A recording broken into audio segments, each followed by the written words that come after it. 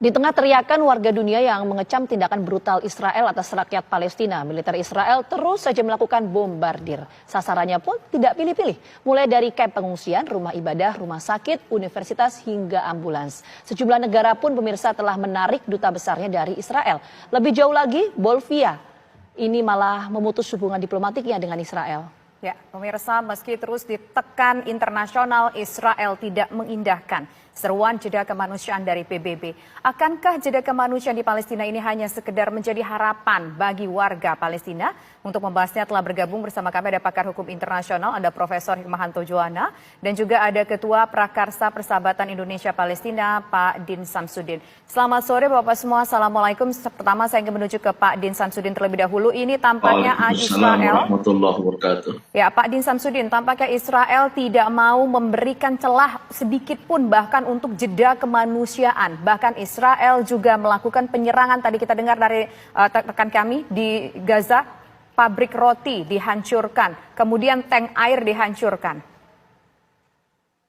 Ya, saya kira kedua belah pihak akan bertahan dan semakin mengencangkan serangannya. Dan oleh karena itu akan terjadi eskalasi serta konflik akan berkepanjangan. Hal ini disebabkan oleh faktor internal menyangkut kedua belah pihak, ya. Antara Zionis Israel dengan rejim yang berkuasa di sana dari Partai Likud, maupun dari pihak Hamas dengan dukungan mitra-mitra terdekatnya seperti Hezbollah, dan mungkin juga kelompok-kelompok lain di Timur Tengah sana. Gitu. Selain juga faktor eksternal, ya, adanya keterlibatan negara-negara besar seperti Amerika Serikat yang sudah menghadirkan 2 atau 3 kapal induknya di kawasan tersebut, termasuk juga Cina, ya, RRT, ya, mengalihkan kapal induknya yang berada di Oman ke laut dekat Gaza sana.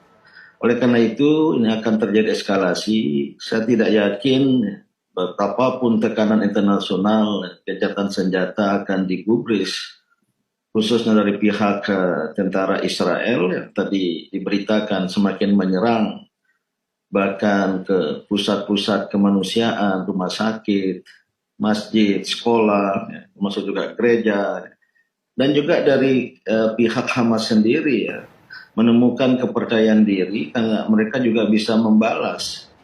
Bahkan ketegangan terakhir ini juga diawali oleh serangan Hamas ke jantung kekuasaan dan kekuatan militer di Israel sana itu. Ini memang sesuatu yang harus dipertimbangkan, ya, oleh kelompok-kelompok cinta damai dan keadilan untuk melakukan sebuah proses rekonsiliasi, ya, baik oleh negara-negara Islam, negara-negara Arab, maupun oleh lembaga internasional seperti PBB dan lain sebagainya. Oke, Pak Din, kok tadi Pak Din menyampaikan bahwa konflik ini akan berkepanjangan dan ada keterlibatan dari Amerika Serikat dalam konteks Israel dan juga Palestina. Tapi Menteri Luar Negeri Amerika Serikat sudah menyerukan untuk jeda kemanusiaan. Kenapa kemudian Israel tidak mengambil langkah itu?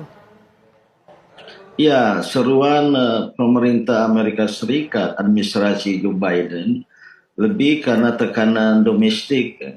Karena demo-demo di Amerika Serikat sudah mulai juga banyak, termasuk di ibu kota negara-negara Eropa, gitu. Mungkin dia atau mereka mempertimbangkan untuk jeda, gitu, lebih untuk kemanusiaan.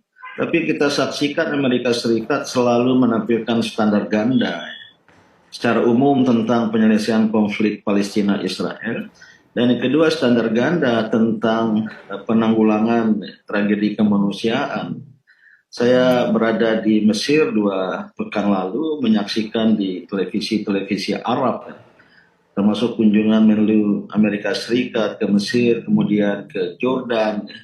Yang saya amati dari narasi dan statementnya itu, sebenarnya Amerika Serikat ya berharap Israel mendapatkan kekuatan baru, ya, mendapat semangat dengan hadirnya kapal-kapal induk Amerika Serikat, dan bisa menghabisi Hamas dalam waktu dekat. Ternyata tidak menjadi kenyataan, gitu. Nah, Ini yang saya kira menurut hemat saya, ya, walaupun akan ada tentu ya ceasefire, jeda, gencatan senjata, tapi tidak dalam waktu dekat ini.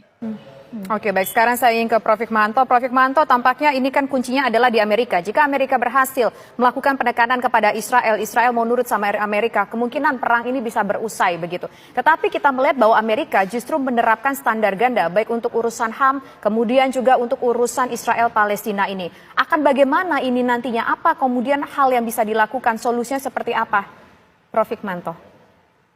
Oke, pertama kalau kita bicara masyarakat internasional ya, hukum internasional itu hanya dijadikan legitimasi atas suatu tindakan. Jadi bukan digunakan sebagai aturan yang mereka harus patuhi. Kalau kita lihat ada PBB, PBB itu bukan pemerintahan dunia. Karena PBB walaupun ada anggotanya adalah negara, tetapi negara-negara itu kalau misalnya putusan itu tidak sesuai dengan keinginannya, dia akan mengatakan bahwa saya tidak ada yang lebih tinggi dari saya, kedaulatan saya ada di sini. Nah, dalam konteks demikian, maka meskipun ada resolusi Majelis Umum PBB yang mayoritas meminta adanya jeda kemanusiaan, tetapi Amerika Serikat dan Israel menolak, ya tidak akan terjadi sampai kapanpun. Nah, oleh karena itu, yang kita harapkan adalah kalau kita tidak bisa menekan Israel, tentu kita akan menekan Amerika Serikat. Cuman permasalahannya di Amerika Serikat ada lobby-lobby Yahudi yang kuat. Di sana meskipun mereka minoritas, tapi perekonomian dipegang oleh mereka. Dan tidak ada presiden yang berani mengambil suatu keputusan yang bertentangan dengan kebijakan dari pemerintah Zionis Israel. Nah, yang dikhawatirkan itu adalah kalau pemerintahan yang sekarang berkuasa dari Likud dan Perdana Menteri Benjamin Netanyahu, ini yang sangat agresif dan keras, menggunakan kekerasan.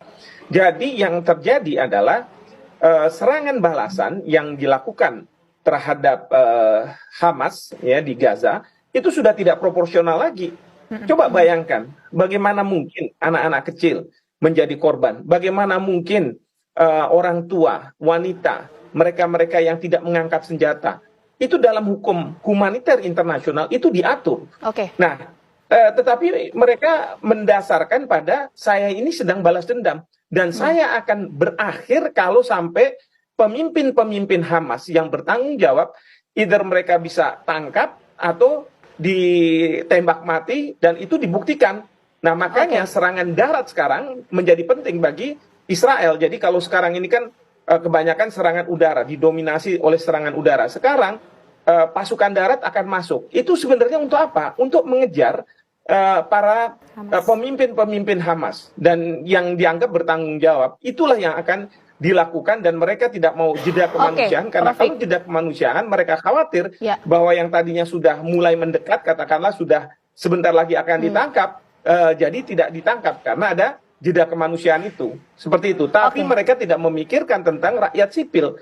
Ini dunia harus berteriak, harus berseru. Seperti itu. Prof, kita tangkap poinnya. Kalau gitu berarti apakah konflik ini akan berkepanjangan dan apa yang bisa kita maknai dari pernyataan Menlu Amerika Serikat soal jeda kemanusiaan? Akankah ini keinginan dari Amerika Serikat untuk mengakhiri perang atau ada motif lain di luar itu? Kita bahas usai jeda. Tetap bersama kami di